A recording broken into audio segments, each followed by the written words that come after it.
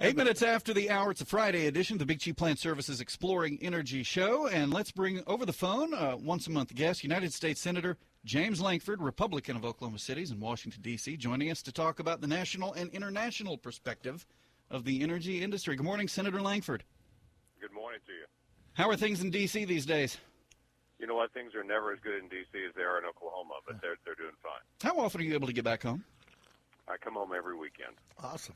That is a big deal for me to be able to get home, see my family, and sneak out and see a Cowboy football game in the fall, and get a chance to just be around normal folks for a weekend and my family, and then come back. No, I don't want you to give us your street address or anything, but what town do you live in? I live in Oklahoma City. All right. Which is that's where you're from originally, correct? Actually, that's where I live. I was actually born in Dallas, a small town just south of Oklahoma City. just a small town. Well, Senator Lankford, let's get right to it. A lot of things going on up on the Hill with the Keystone. The president saying, we're not going to not review this thing, and the export. Give us some insight, if you would, sir. Yeah, here's the interesting thing. The TransCanada folks this past week came up to the administration and the State Department and said, we want you to set aside our permit request, which is what this is all about. 7 years they've had a permit request sitting on the president's desk saying, just allow us to get a permit to actually build a pipeline across the 5 feet between Canada and the United States there. Wow. And then we'll permit with every other state between then. So they have waited 7 years for an answer on that, have not got an answer. So the TransCanada came back and said, just put our permit on hold, our request on hold, leave it there, keep it in its status. We'll continue to work out some of our other issues, but just put it on hold. The State Department came back this week and said, no, we're not going to put it on hold. Now, what's amazing to me is it's taken them 7 years to decide what to do with the permit, but they decided within a week not to put it on hold. There was no study involved.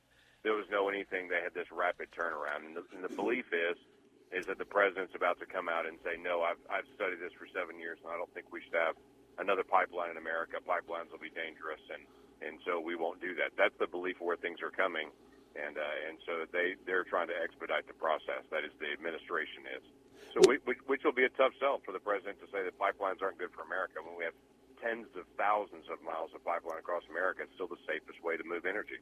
Yeah, and even the safest way for climate. You Right. got a lot less emissions. It seems interesting to me, though. Can't the next administration come back in and overturn that and approve it?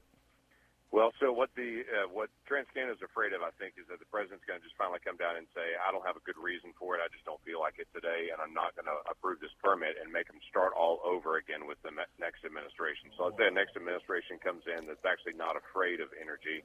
They actually believe that we have to use energy, and they say, yes, TransCanada, I'll permit that. TransCanada has to resubmit this permit and go through the whole process all over again.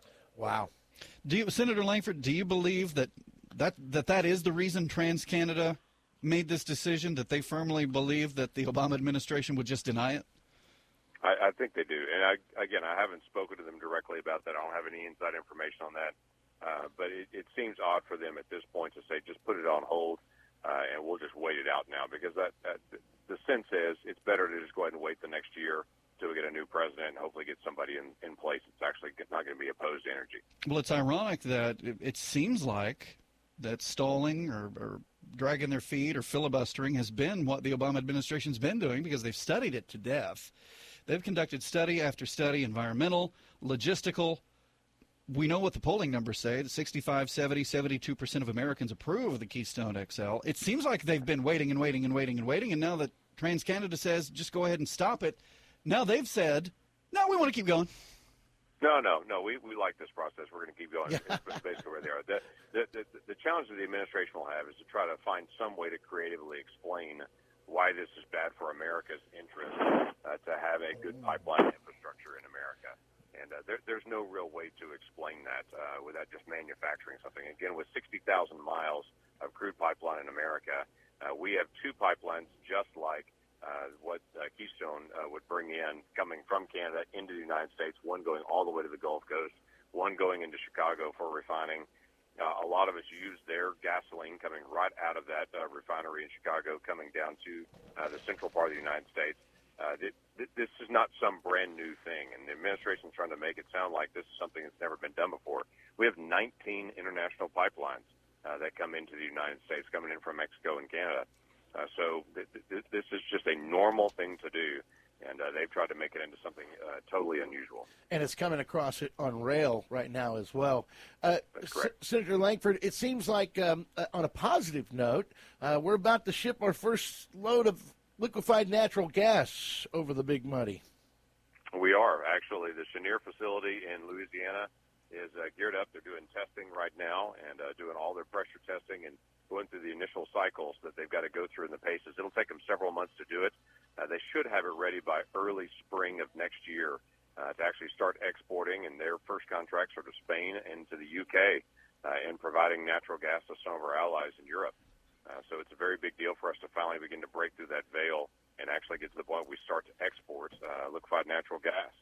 Multiple other facilities are under construction and under permit request right now with FERC and Department of Energy, so those are moving as well. But it's nice to actually start seeing that commodity start actually moving internationally. Well, another thing is, and I don't know, you might be able to put some insight on this. We struck a deal with Mexico, some light for heavy crude oil, but Right. is that kind of a step toward our export embargo being lifted? You know what? I think it is actually. I was actually pleasantly surprised, which I don't say often on the administration side. So I use the word surprised and pleasant together on that. That they actually worked this exchange with Mexico and allowed that to move forward to exchange light to heavy. I believe it was 100,000 barrels Right. In the swap there. That's a positive thing. Allowing condensate to go out's a positive thing. I have been very, very outspoken on the export of crude oil to allow our companies and individuals to be able to export crude oil internationally. We're still producing a lot of light sweet that our refineries don't want here in the United States, and folks will pay a premium for internationally, so we should put that on the market. I still have the Bluebell feeling with oil. That is, Bluebell always said, eat all you can and you sell the rest. Right. I'm that way with oil to say we use what we need in the United States and sell what we don't. I agree. 16 minutes after 8 o'clock, 96.5 KECO in Elk City, 102.3 KWDQ in Woodward, online at exploringenergy.net. It's the Friday edition of the Big Chief Plant Services Exploring Energy Show. Sean Wilson, Nathan Brewer, Rex Bacalary sitting in with us. And right now we're on the line with United States Senator James Lankford, Republican of Oklahoma City. All right, we've talked about Keystone XL. We've talked about exporting liquid natural gas. Let's talk about one of our favorite new acronyms, WOTUS, which stands for Waters of the United States. What's the update, Senator Lankford? Yeah, the update on it is the courts have stepped into the administration and said you've far exceeded what your executive authority is in your reinterpretation. Any folks that know and track this, 40 years ago, the Clean Water Act gave the EPA the authority to be able to manage what they call navigable waters of the U.S. If we have a polluted water body that's a navigable water, that's a definition that's been in statute for more than 100 years. It's clear what it is. It's you can actually get in a boat and move from point A to point B. That's navigable water. EPA is trying to redefine this and say any water in the United States that can get to a navigable water, they want to manage. And they want to extend that to, low spots on a prairie. They want to extend that to a stock pond on a farm. They would extend that to what they call ephemeral streams, a stream that really doesn't run unless it rains really hard. They want to say we get to manage that land as well. You've got to ask us permission before you do anything right there, and it has a tremendous expansion of federal power.